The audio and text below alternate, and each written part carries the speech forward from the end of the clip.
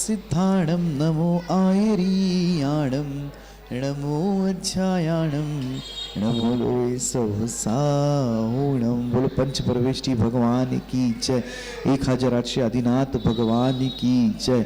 अंतिम तीर्थेश भगवान महावीर स्वामी की जय। आचार्य भगवान गुरुवर श्री विशुद्ध सागर जी महाराज की जय। मुनि श्री सुप्रभ सागर जी महाराज की जय। मुनि श्री प्रणत सागर जी महाराज की जय। जय जन बंधुओं, आप हम सभी यहाँ उपस्थित हुए हैं इस लोकप्रिय कार्यक्रम सम्यक समाधान को सुनने के लिए। जैसा इसका नाम है वैसा इसका काम है, सम्यक समाधान। ज्ञान के पीछे सम्यक लग जाए तो सम्यक ज्ञान बनता है, और जो समाधान के पीछे सम्यक लग जाए तो वो सम्यक समाधान बनता है। सम्यक समाधान इसलिए, इसका कारण मात्र एक ही है कि साक्षात पंचम परमेष्ठि साधु परमेष्ठि के मुखारविंद से हम सभी को उस जिज्ञासा का समाधान प्राप्त हो रहा है। कितना अहोभाग्य होगा हम सभी का कि इस पंचम काल जैसे महाकाल में भी हमें पंचम परमेष्ठि साधु परमेष्ठि से मुखारविंद से यह समाधान प्राप्त हो रहा है। अहोभाग्यशाली लोग हैं। जैसे भरत ने आदिनाथ स्वामी को सवाल विकल्प पूछे थे और उस विकल्पों का ही आगे जिनवानी रूप में प्रतिपादन हुआ, वहीं आज आप लोगों के माध्यम से जो विकल्प हम लोगों को प्राप्त हो रहे हैं उस विकल्पों का समाधान मुनिश्री द्वारा किया जा रहा है। और वो विकल्पों का समाधान कहाँ प्राप्त होता है? एकमात्र हमारे YouTube चैनल सुप्रभुवाच के माध्यम से। आप सब लोग या तो उपस्थित होके या YouTube के माध्यम से अपने विकल्पों का समाधान प्राप्त कर सकते हैं। हमारा WhatsApp के नंबर के द्वारा आप अपने विकल्प हम तक पहुंचा सकते हैं। आज आपका समय नहीं लेते हुए शीघ्र ही मुनिश्री की ओर चलते हैं और मुनिश्री के चरणों में बारंबार नमोस्तु करते हुए मुनिश्री प्रणत सागर जी महाराज जी को यह विनय करते हैं कि हे स्वामी, आज के कार्यक्रम को संचालित करते हुए गति प्रदान करें। नमोस्तु नमोस्तु नमोस्तु। आज नमो अरिहंताणं नमो सिद्धाणं नमो आयुरीयाणं नमो अध्यायाणं नमो सबसाहुणम्। पंच परमेष्टि भगवान की परम पूज्य आचार्य भगवंत गुरुवर विशुद्ध सागर जी मुनि महाराज जी की, परम पूज्य मुनि श्री सुप्रभ सागर जी महाराज जी की। सहज सुख की प्राप्ति निर्विकल्प अवस्था में ही संभव है, और उस निर्विकल्प अवस्था को प्राप्त करने के लिए संसारातीत होना आवश्यक है। और संसारातीत होने के लिए सबसे पहले अपने मन में उठने वाले उन विकल्पों को शांत करना परम आवश्यक है, क्योंकि जब तक मन में विकल्प है तब तक संसार है। और लेकिन यदि उस सहजता को प्राप्त करना है तो अपने मन में उठने वाले उन विकल्पों को समीचीनता प्रदान करना आवश्यक है। और जब विकल्प हमारा समीचीन होता है और उस समीचीन विकल्प का सम्यक समाधान किसी निर्गंत गुरु के मुखारबिंद से प्राप्त हो तो निश्चित ही वह हमारे लिए सहज सुख का कारण बन जाता है।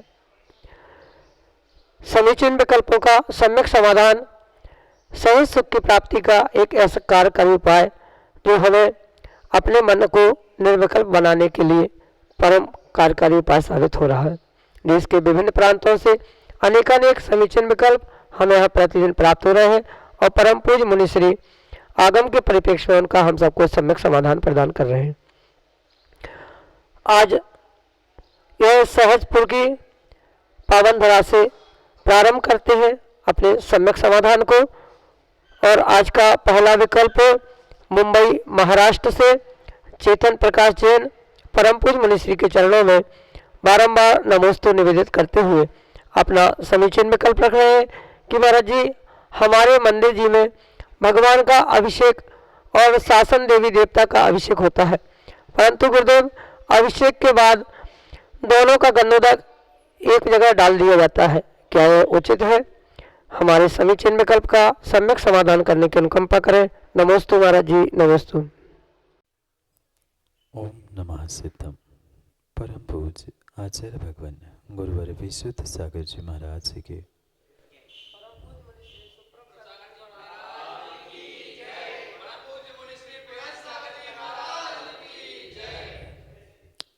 चेतन प्रकाश जी, कुछ दिन पहले शायद इसी विषय में मैंने आपके ही प्रश्न का उत्तर देते हुए स्पष्ट रूप से कहा था कि आगम में मात्र 4 प्रकार के अभिषेकों की व्याख्या है, जिसमें जो हम अरिहंत भगवान की प्रतिमा का अभिषेक करते या पंच परमेष्ठी की प्रतिमा का अभिषेक ही वास्तव में प्रतिमा अभिषेक कहा है।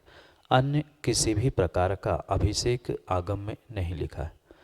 जो गंधोदक का स्वरूप प्राप्त होता है वह पंचपरमेष्ठी के प्रतिमा के ही अभिषेक से वास्तव में उसे आगम के परिप्रेक्ष्य में गंधोदक कहना होगा, क्योंकि वह शासन रक्षक देवी देवता भले ही शासन रक्षक देवी देवता है, पर फिर भी वे कितने ही सम्यक दृष्टि क्यों न हो, पर वह श्रावक है, कोई भगवान नहीं बने। और जो अभिषेक होता है परिपूर्ण रूप से पंच परमेष्ठी भगवान का ही होता है। किसी भी प्रकार से वह पंच परमेष्ठी के अलावा अन्य किसी का भी अभिषेक स्वीकार नहीं कहा और उसका गंधोदक भी नहीं कहा गया।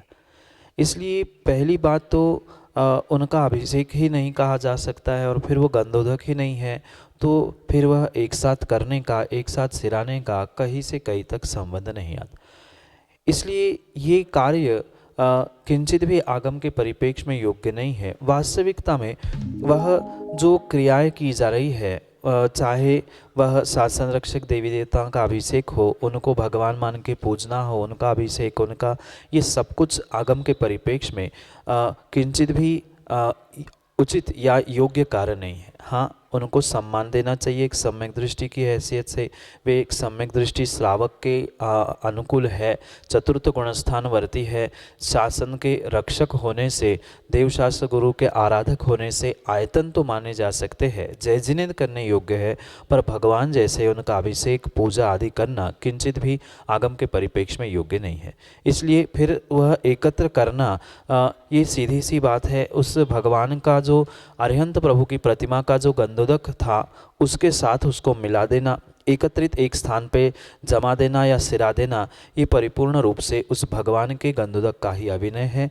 ये किंचित भी आगम के परिप्रेक्ष्य में उचित नहीं है। यही आपके लिए सम्यक समाधान। अगले समीचीन विकल्प के लिए डॉक्टर सुदीप जैन हमारे सामने। मुनि श्री सुप्रभ सागर जी के चरणों में सत्सत बारंबार नमोस्तु, सत्सत बारंबार नमोस्तु। मुनि श्री, मेरी जिज्ञासा है कि भगवान 24 तीर्थंकर जो होते हैं उनके जो समूसरण होते हैं वो समूसरण एक ही होता है कि उन सभी तीर्थंकरों के समूसरण अलग अलग होते हैं? कृपया इस प्रश्न का समाधान कीजिए। नमोस्तु महाराज जी। बना बनाया जैसे वर्तमान में पंचकल्याणक में या किसी विधान में कहीं से समोषण आपने ऑर्डर किया, वो लग गया, वही उठा के दूसरे विधान में, तीसरे पंचकल्याणक में, ऐसा वह समोषण की व्यवस्था नहीं है। जहाँ भी तीर्थंकर भगवान उस केवल ज्ञान को प्राप्त करते हैं, जिस स्थान पर केवल ज्ञान को उन्होंने प्राप्त किया, तत्क्षण वे 5000 धनुष ऊपर जैसे ही उठ जाते हैं, वैसे ही वहाँ जो सौधर्म इंद्र होता है उसको अवधि ज्ञान से जैसे ये बोध हो जाता है कि भगवान को केवल ज्ञान की प्राप्ति हो गई है। किसी भरत, विदेह या ऐरावत किसी भी क्षेत्र के तीर्थंकर भगवान को केवल ज्ञान की प्राप्ति होने का जैसे उसे समाचार मिल जाता है या बोध हो जाता है, वह तुरंत कुबेर आदि को बुलाकर आज्ञा देता है कि अमुक अमुक स्थान पर अमुक तीर्थंकर भगवान को केवल ज्ञान की प्राप्ति हो चुकी है और वहाँ पहुंचकर आप समोषण की रचना करें। और इस आज्ञा का पालन करते हुए वे कुबेर महाराज अपने पूरे देवगणों को ले जाकर उस स्थान पर जहाँ भगवान विराजमान होते हैं उसके नीचे ही, यानी भगवान के बिल्कुल नीचे जहाँ भगवान विराजमान है उसके पास वह पूरी समोषण की रचना करते हैं। इस प्रकार से रचना होती है कि भगवान विराजमान होते हैं, उसके नीचे सिंहासन, कमल, गंधकुटी, फिर 8वीं भूमि, 7वीं, 6वीं, ऐसे क्रम से ये सब कुछ रचनाएं तत्क्षण में अंतर मुहूर्त में बन जाती। ये वर्तमान की कृत्रिम समोषण जैसी उसकी व्यवस्था नहीं है कि यहाँ का उठाकर समेटकर दूसरी जगह पहुँचा दिया, वहाँ का पुनः ट्रक में रख के तीसरी जगह पहुँचा दिया, ऐसी कोई वहाँ व्यवस्था नहीं है। वहाँ जो भी समोषण बनाए जाते हैं साक्षात तीर्थंकर के दिव्य ध्वनि खिरने के लिए निमित्त रूप या केवल ज्ञान की प्राप्ति के उपरांत वह परिपूर्ण रूप से देवों की विक्रिया रूप होने से वह जैसे ही भगवान को केवल ज्ञान प्रकट हो जाता है तीर्थंकर भगवान को, वहाँ वह स्वर्गों के देव सौधर्म और कुबेर की आज्ञा के अनुसार समोषण की रचना करते हैं और समोषण की रचना करने के उपरांत जैसे ही उनकी दिव्य ध्वनि का समय पूर्ण हो जाता है, अगला नियोग जैसा भगवान का प्रारंभ होता है, उनका अगर विहार आदि होता है तो पुनः अंतर मुहूर्त में वह समोषण तत्क्षण बिगड़ जाता है।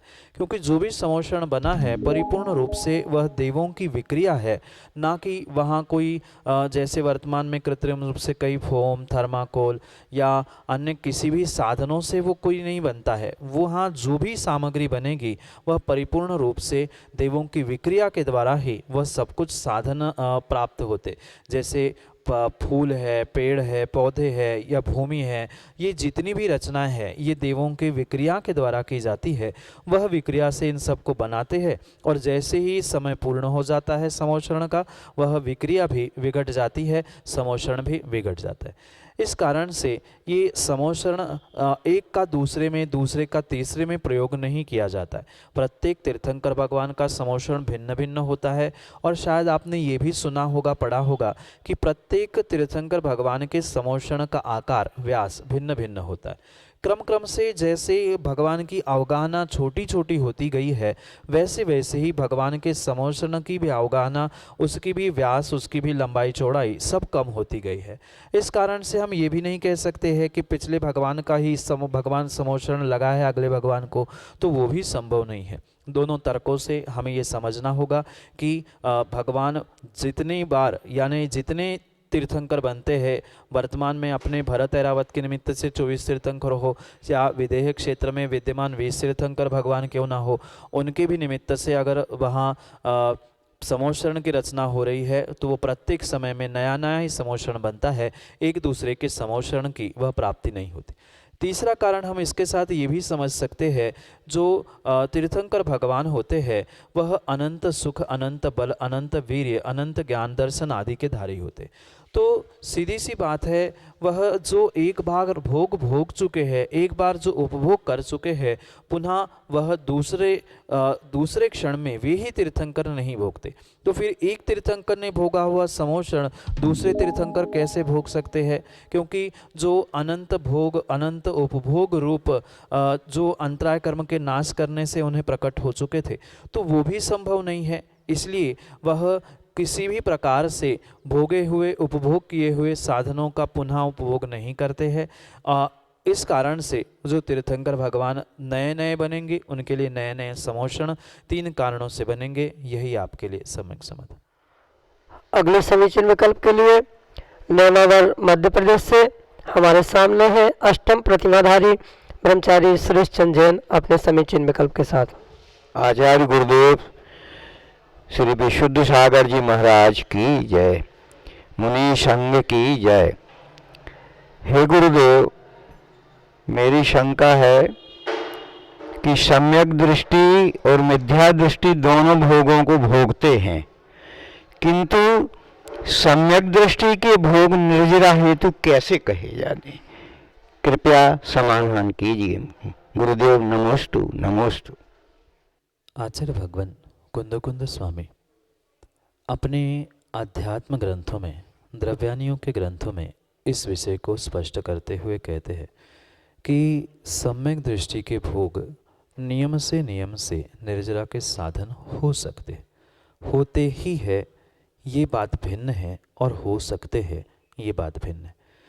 पर वास्तव में अगर सम्यक दृष्टि जीव अपने उन भोगों को भोगते समय अपने सम्यक का यानी समीचीन श्रद्धान का अनुभवन करता है तो वह नियम से उस कर्मों की निर्जरा को भी प्राप्त कर सकता है। क्योंकि स्वाभाविक सी बात है, पहले तो ये बात भी समझने की आवश्यकता है कि जो विषय भोगों की परिणति जीव की चल रही है वहाँ कहीं न कहीं उस मात्र शरीर के भोगों से ही कर्मों का आश्रव नहीं होता, क्योंकि कर्मों का आश्रव जो होता है मन, वचन और काय, इन तीनों योगों से होता है। जो सम्यक दृष्टि जीव होता है उसकी परिणति उस मिथ्या दृष्टि जीव से कथनचित भिन्न होती है भावों के रूप से। शरीर की भली ही परिणति एक सी है।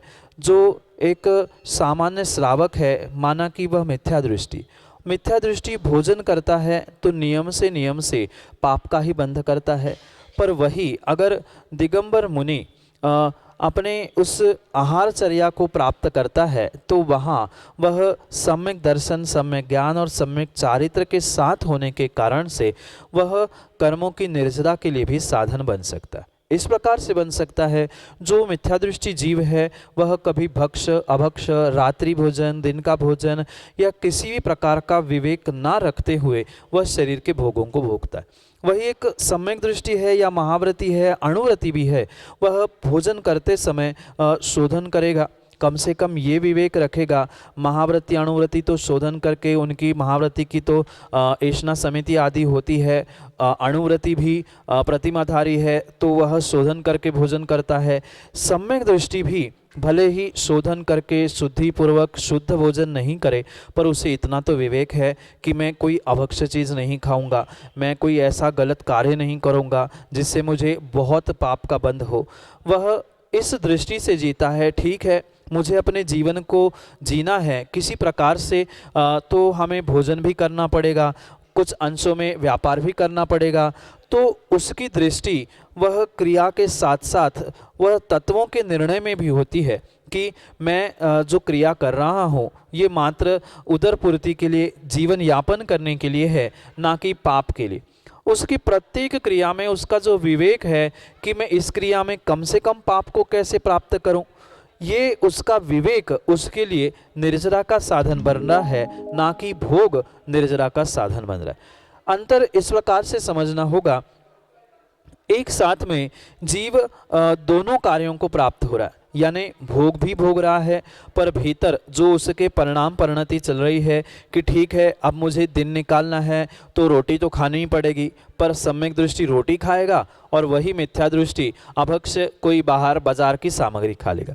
इसलिए वो तो नियम से भोग भोगते हुए पाप का बंध कर रहा है, पाप का आश्रव कर रहा है, पर यहाँ कथनचित वह कुछ अंशों में भोजन कर रहा है, इसलिए वह पाप का तो भोग भोग रहा है, इसलिए पाप का तो आश्रव कर रहा है, पर साथ साथ में उसकी जो सम्यक की परिणति है, विवेक है, ये सम्यक की परिणति, ये विवेक उसके लिए उस बहुत सारे पापों से बचाते हुए कुछ अंशों में उस पाप को भी दिलाने का निमित्त हो सकती।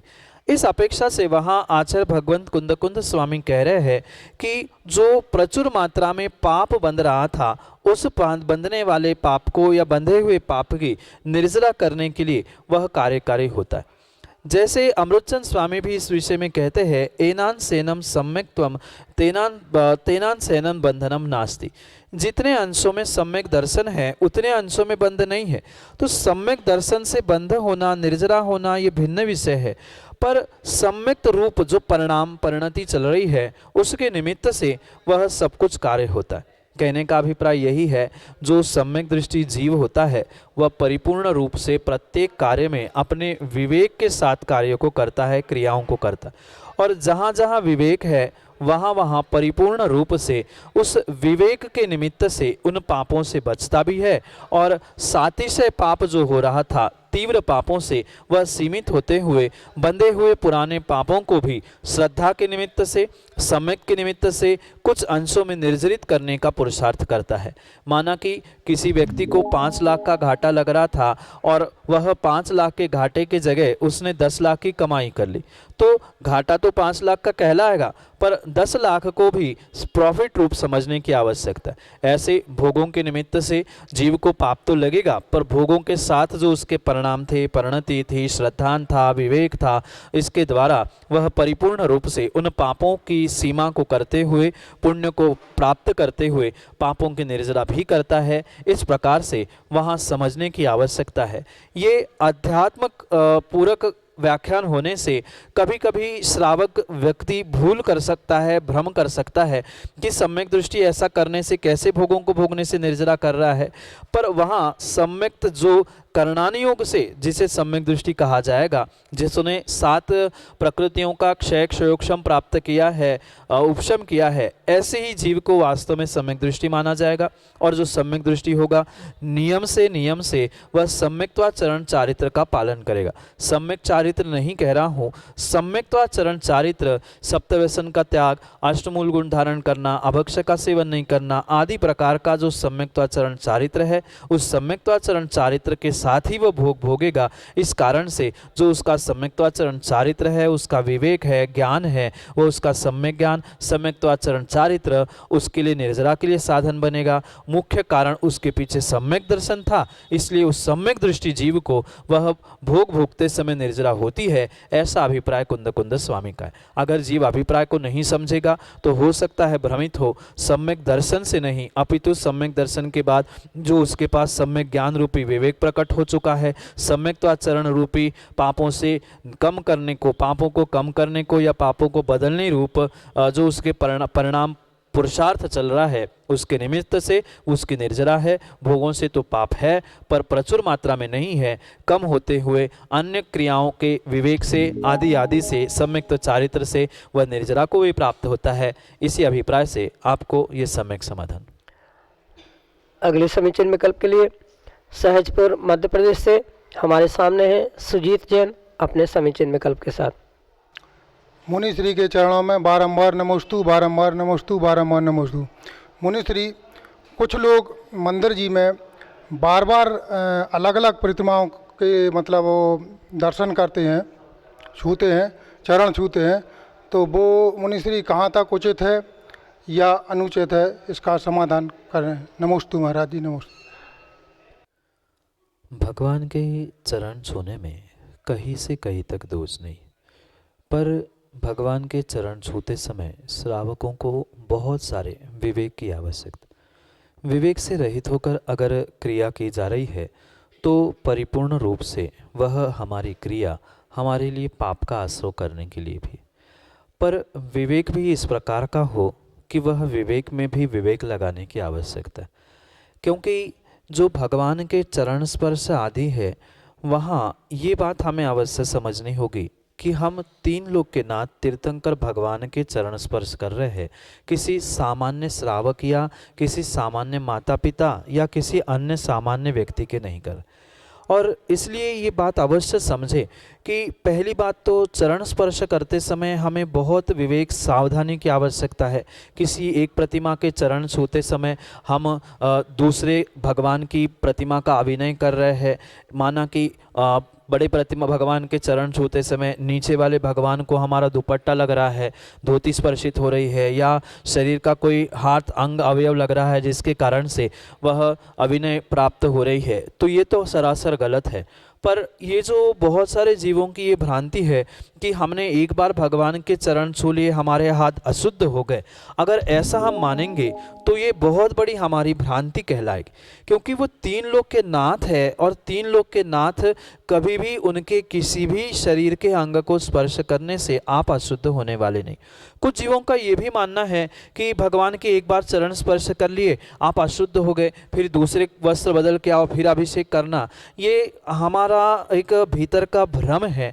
जब 3 लोक के नाथ साक्षात तीर्थंकर भगवान भी क्यों ना हो, वे जमीन पे भी नहीं चलते, उन पे तो कहीं किसी प्रकार की धूल भी स्पर्शित नहीं होती है, फिर तो हम तो एक प्रतिमा के चरण स्पर्श कर रहे हैं। और प्रत्येक बार अगर प्रतिमा के चरण स्पर्श करके हाथ धो रहे हैं तो पुनः आप गीले हाथों से फिर भगवान को स्पर्श कर रहे हैं क्या? एक नहीं अनेक अनवस्था रूप वहाँ पर उद्घाटित हो सकती।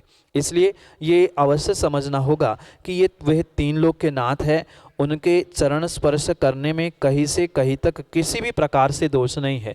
हमने उसी हाथों से अगर चरण स्पर्श किए हैं तो हमें किंचित भी दोष लगने वाला नहीं है। पर ये विवेक भी साथ में रखने की आवश्यकता है कि हमने चरण स्पर्श कर लिए, उसको माथे पे लगा दिया, हमारे माथे पे पहले ही से ही पसीना छपा हुआ था, वह पसीने से हाथ गंदे हो गए और पुनः वही लगा रहे हैं, वहाँ तो हमें भगवान की प्रतिमा की आसाधना का दोष लगेगा। पर अगर हमने एक ही साथ में सभी भगवान के चरण स्पर्श किए हैं और फिर इकट्ठा उसे माथे पे लगाया है तो उसमें कहीं भी दोष नहीं है। पर अगर अविवेक के साथ हमने सभी भगवान के चरण छूते समय किसी भगवान की प्रतिमा की अभिनय को प्राप्त किया है तो महादोष हुआ है। जितना पुण्य हमने चरण स्पर्श के नहीं करके नहीं किया है, उससे अधिक पाप हमने भगवान की यानी अगल बगल के आगे पीछे के भगवान की अभिनय करके की है। ये विवेक पूर्वक क्रिया अगर श्रावक कर रहा है, भगवान के चरण स्पर्श कर रहा है, तो बार बार उसे हाथ धोने की आवश्यकता नहीं है। एक ही बार में हमने 2-3 भगवान के चरण स्पर्श कर लिए तो क्यों उसमें दोष नहीं है, क्योंकि वे तीर्थंकर भगवान हैं। तीर्थंकर भगवान का अगर फिर हम ऐसा कहेंगे, ऐसा मानेंगे, तो फिर एक साथ भगवान का हम अभिषेक भी नहीं कर सकते। और इतना ही नहीं, फिर वह एक साथ गंधोदक, जितने भगवान वेदी में भगवान विराजमान हैं उतने भगवान के अभिषेक की सराहने के लिए अलग अलग 50 व्यवस्थाएं बनानी पड़ेगी। तो ये सामान्य रूप से विवेक धारण करने की आवश्यकता है। ये कोई सामान्य श्रावक नहीं है, ना सामान्य श्रावक का कोई स्नान है कि गंधोदक लगान एक दूसरे में मिलने से अभिनय हो रही है। वे सभी पंच परमेष्ठी रूप में अरिहंत परमेष्ठी है, वे भगवान हैं और वे सभी, चाहे बड़ी प्रतिमा हो चाहे छोटी प्रतिमा हो, उनके गुणों में कहीं से कहीं कोई कमी नहीं है। जैसे हम सभी गुरुओं के चरण स्पर्श करते हैं, चरण स्पर्श करने में भी हम ये नहीं सोचते कि महाराज के कर लिए, हाथ धो लिया, फिर दूसरे महाराज को छू लो। वे जैसे पंच परमेष्ठी में समान है, ऐसे ये तीर्थंकर भगवान, उनकी प्रतिमा भी समान होने से उनको हम लगातार भी चरण छू लेंगे तो उसमें किंचित भी दोष नहीं है। पर अगर वही हाथ हमने माथे पर लगा लिया है, माथे पे पसीना छपा है, हमारे हाथ अशुद्ध हो चुके हैं, तो पुनः हाथ धोने पड़ेंगे। ये विवेक भी श्रावक को रखने की आवश्यकता है। अन्यथा अगर सर्वथा हम उन भगवानों को बहुत अलग अलग करते हुए उनके चरण स्पर्श करने से अपने आप को अशुद्ध मान रहे हैं आदि किसी भी प्रकार का भ्रम है, तो वह हमारे लिए आगम के विपरीत कार्य करने के लिए प्रवृत्त करेगा। यही आपके लिए सम्यक समझ। अगले समीक्षण में के लिए वीरेंद्र कुमार भाई जी सहजपुर मध्य प्रदेश से हमारे सामने। संबित सगर जी विराजमान श्री विशुद्ध सागर महाराज की जय, ब्रह्म सागर महाराज की जय, प्रणत सागर महाराज की जय। महाराज जी बड़े मंदिर में सुपार्श्वनाथ भगवान, मूल नायक सुपार्श्वनाथ जी भगवान का, सुपार्श्वनाथ भगवान के जो सातिया चिन्ह है महाराज जी उल्टा है, उसमें हम सभी को किसी भी तरह का दोष तो नहीं है। भगवान सुपार्श्वनाथ जी का जो साथिया चिन्ह है वह उस भगवान की प्रतिमा के पहचान बोध के लिए किया जाता। चाहे सुपार्श्वनाथ हो, पार्श्वनाथ हो या अन्य कोई भी भगवान की प्रतिमा क्यों ना हो, पर परिपूर्ण रूप से वहाँ जो भी चिन्ह, लांछन या जो भी बनाया जाता है, मात्र और मात्र भगवान की प्रतिमा का एक संकेत बोध हो कि ये कौन से भगवान हैं, जिसके द्वारा हम उनके नाम लेते हुए उनको अर्घ्य, उनकी पूजा आदि करें। इसलिए मात्र वह चिन्ह बनाया जाता है।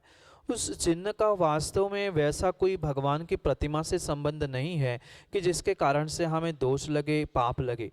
भले ही साथिया कायदे से सीधा बनना चाहिए था, पर हो सकता है किसी कलाकार ने, कारागिर ने बनाते समय साथिया उल्टा बना हो। आपके यहाँ नहीं, अपितु बहुत सारे स्थानों पर, बहुत सारे चौबीसी में या बहुत सारे स्थानों पर सुपार्श्वनाथ भगवान का साथिया उल्टा बना मिल जाएगा।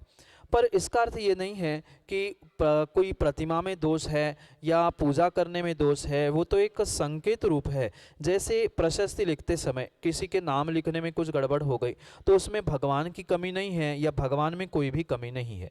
भगवान परिपूर्ण रूप से जो समचतुर्थ संस्थान रूप आगम में कहे गए उसी प्रकार से है, तो उसमें किंचित भी दोष नहीं है।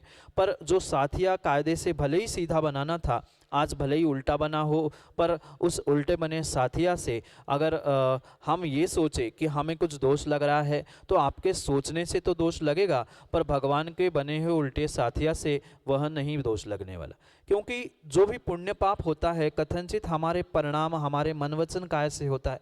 हम भगवान की पूजा करते समय यही सोच रहे हैं कि साथिया उल्टा है, साथिया उल्टा है, साथिया उल्टा है, तो हमें दोष लग रहा है। ऐसा सोचने से आपको दोष लग सकता है, पर वहाँ बने हुए साथिया से कोई भी दोष हमें नहीं है, क्योंकि ये मात्र एक बोध कराने के लिए है। ये कौन से तीर्थंकर भगवान की प्रतिमा है और बोध हो गया हमें पर्याप्त है। इसलिए ये हमारे लिए दोष का कारण हो ही ज़रूरी नहीं है। उसके विषय को लेकर यानी साथिया को उल्टे साथिया को लेकर हम संकल्प विकल्प कर रहे हैं, हमारा दिमाग भी उल्टा चल रहा है, या हमारी सोच उल्टी हो रही है कि पूर्वजों को हम कोस रहे हैं या अपने आप को भी कोस रहे हैं, तो हमें अवश्य दोष लगेगा। पर प्रतिमा में बने हुए उस उल्टे साथिया के बारे में अगर हम उल्टा नहीं सोच रहे हैं, कलाकारों ने कलाकार काली की दी, उसने जैसे बनाना बना दी, ऐसा सोचकर हमें तो भगवान देखने, हमने भगवान को देख लिया, वितरागता को देख लिया, तो हमारे तो पापों की निर्जरा अवश्य ही होगी। क्योंकि मात्र उल्टे साथिया से ही संबंध नहीं है, अपितु बहुत सारे स्थानों में आपने देखा होगा अनेक अनेक प्रकार की प्रतिमा बनाई गई है, अनेक अनेक प्रकार के उनके आकार, उनका परिकर कहीं बनाया है, कहीं बिना परिकर की है, कहीं नीचे का जो उसका आधार है वो पतला है, कहीं मोटा है, कहीं प्रशस्ति है, कहीं नहीं है। तो ये अनेक प्रकार की काल काल में बदलने वाली, समय समय पर बदलाव होने वाली पद्धतियाँ है। उसमें किंचित भी भगवान की वितरागता क्षीण नहीं हो रही है। भगवान की वितरागता से हमें उनकी पूजा करनी है, ना कि चिन्हों से पूजा करनी।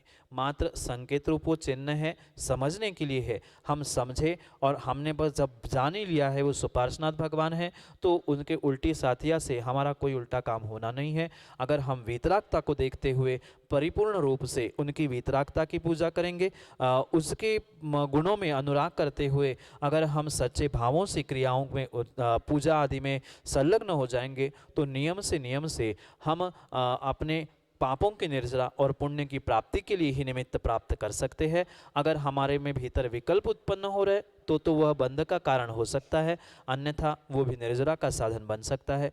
यही आपके लिए सम्यक समाधान। जय जन बंधु, आप हम सभी यहाँ उपस्थित हुए थे लोकप्रिय कार्यक्रम सम्यक समाधान के लिए। जो लोग YouTube के चैनल सुप्रभुवाच के माध्यम से देख रहे हैं, वह लोग अपने विकल्प व्हाट्सएप के द्वारा या जीमेल के द्वारा हम तक पहुंचा सकते हैं। नीचे पट्टी पे या फ्लिप पे हमारे व्हाट्सएप के नंबर, जीमेल की ईमेल आईडी हो रही है फ्लैश, आप उसमें से अपने विकल्प हम तक पहुंचा सकते हो और अपने विकल्पों का समाधान प्राप्त कर सकते हो। सुविधा के लिए मैं नंबर दोहराता हूँ 8707548811। नंबर ध्यान रहे 8707548811। इस नंबर पे आप व्हाट्सएप के द्वारा, अगर किसी को लिखना नहीं जम रहा है व्हाट्सएप पे, आप कागज़ पे अपना नाम एवं अपनी जिज्ञासा लिख के उसको फ़ोटो खींच के हमें व्हाट्सएप कर दीजिए। उस विकल्प को भी हम मुनीषी तक पहुंचा देंगे। अगर किसी को ऑडियो मैसेज भेजना है, वहाँ व्हाट्सएप पे एक ऑडियो मैसेज का ऑप्शन होता है, उसके ज़रिए भी आप अपना विकल्प हम तक पहुंचा सकते हो। इस विकल्प को एकत्रित करके मुनीषी से हम सम्यक समाधान प्राप्त करेंगे। प्रतिदिन शाम को 5:13 पे यह कार्यक्रम YouTube चैनल के माध्यम से प्रसारित होता है। रत्नमाला इस ग्रंथ का पहली बार लाइव टेलीकास्ट मुनीषी के मुखारविंद से हम सब लोग सुनेंगे शाम को 7:40 पे जिनवा टीवी के माध्यम से।